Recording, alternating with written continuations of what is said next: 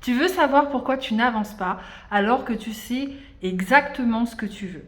Parce que tu as un objectif, mais tu n'as pas la vision qui va avec. Et sans vision, un objectif, c'est juste un post-it qui ne colle plus. C'est comme si tu avais collé un post-it sur ton PC en te rappelant ton objectif. À un moment donné, ça va vieillir, ça va se décoller, ça va s'envoler et l'objectif n'est plus.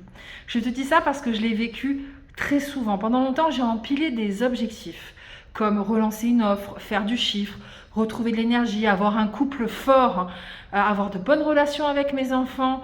Et à chaque fois que je ratais un objectif, je me disais que j'étais nulle, pas assez disciplinée, pas assez motivée. En réalité, j'avais juste oublié une vérité hyper simple. Un objectif tout seul, ça ne fonctionne pas. Tu as besoin d'une vision. Tu as besoin de savoir d'où tu pars, où tu veux aller et ce qui se trouve entre les deux. Sinon, tu avances comme quelqu'un qui escalade une montagne en regardant juste ses chaussures.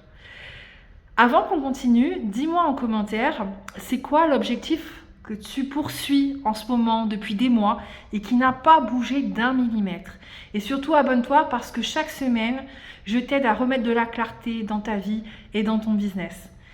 Avant l'objectif, comme je te l'ai dit, tu as besoin de poser la vision.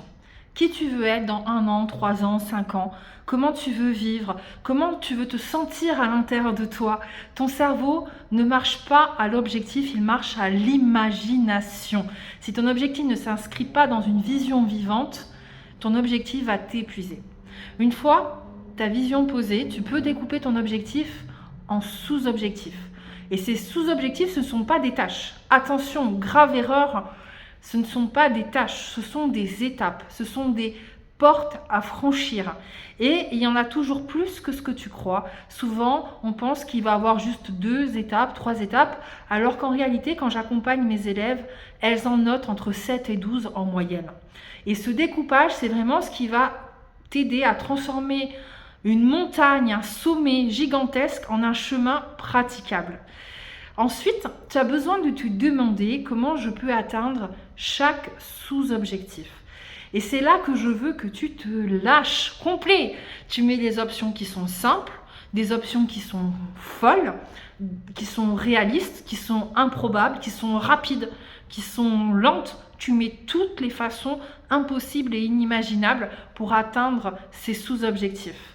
Parce que c'est dans les options que tu vas trouver ta manière à toi de fonctionner, celle qui respecte ton énergie, celle qui respecte ton rythme et surtout celle qui respecte ta saison de vie. Et maintenant, une fois que tu sais ça, que tu as la vision, que tu as ton objectif, tes sous-objectifs, que tu as tes options, peut-être tu as choisi un mauvais objectif. Et je vais te donner les 9 critères qui vont te permettre de valider ou au contraire d'invalider un objectif. D'accord? Et cette partie-là, il n'y a personne qui l'enseigne vraiment. En réalité, on parle que de 5 critères et on oublie qu'il y en a 4 autres qui sont très importants. Vous avez tous entendu parler des objectifs SMART. Ils sont importants, je les ai inclus dans ces 9 critères, mais il y en a d'autres qui sont encore plus importants. Et si ton objectif ne respecte pas ces 9 critères, tu vas t'épuiser. Pendant longtemps, moi, je prenais juste l'objectif SMART, ok?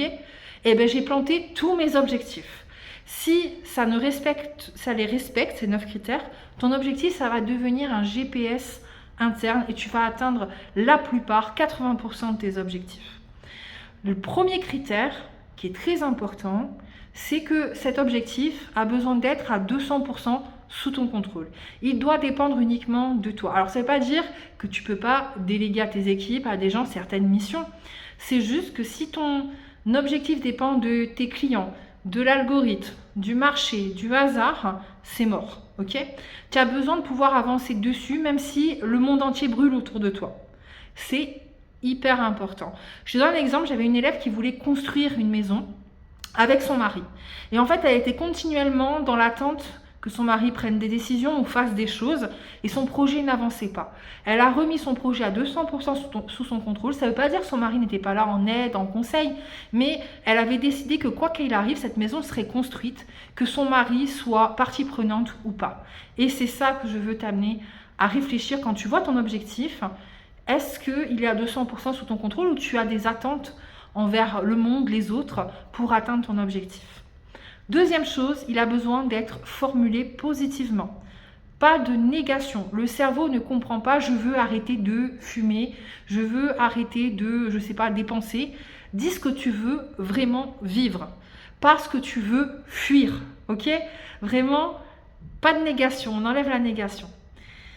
C'est important aussi, troisième critère, qu'il soit spécifique. Celui-ci, tu le connais, ça veut dire qu'on a besoin de traiter un seul sujet. Il n'y a pas 4 objectifs en un. La simplicité, ça va te donner de la puissance, ça va te donner du focus, ça va donner de la concentration. Tu vas pouvoir mettre ton énergie sur cet objectif-là et vraiment avancer. Quatrième point que tu connais dans l'objectif SMART, c'est il doit être mesurable. Ça peut être en temps, en chiffres, en quantité, une date, un indicateur concret. Mais ça peut être aussi autre chose. Je reprends l'exemple de mon élève qui voulait construire sa maison. Elle m'a dit, je sentirai que j'aurai réalisé mon objectif quand on aura pris le premier repas de famille. Parce que dans sa vision, ce qu'elle voyait, ce n'était pas construire une maison. Ce qu'elle voyait, c'est manger autour d'une table, dans cette maison, des rires, de la joie, un moment en famille. C'est ça sa vision. Et sa vision était liée à l'objectif de construire cette maison, en fait, tout simplement. Je ne sais pas si tu vois la différence entre la vision et l'objectif, mais c'est hyper important. Elle voyait ça. Et là, le moment concret, ce n'était pas un chiffre ou quoi, c'était le moment où on fera le premier repas, j'aurai validé mon objectif. C'est quand même mesurable.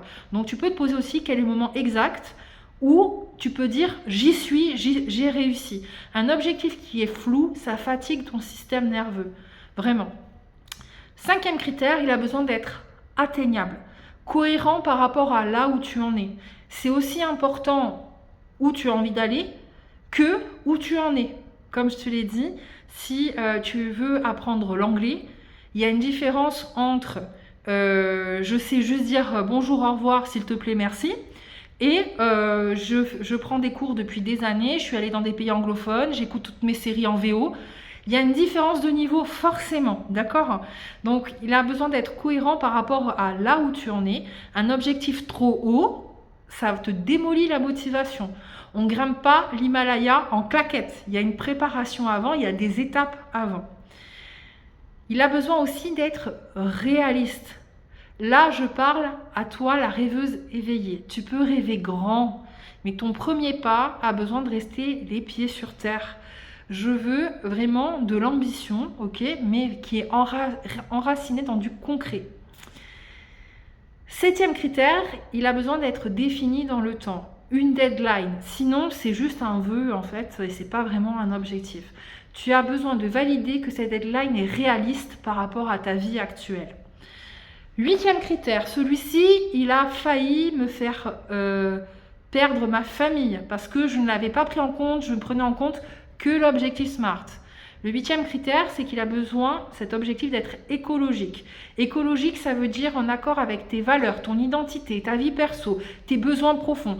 Si ton objectif demande de sacrifier ton corps, ton sommeil, ton intégrité, c'est un objectif qui va t'abandonner.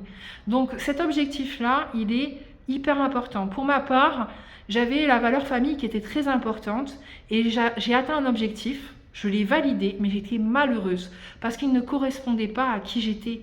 Il ne correspondait pas à mes valeurs. Je passais plus de temps avec ma famille, je ne les voyais plus, j'avais plus cet esprit de famille qui est tellement important pour moi, mais j'avais atteint mon objectif. Waouh! Et j'étais malheureuse comme les pierres. Donc ton objectif, il a besoin d'être écologique.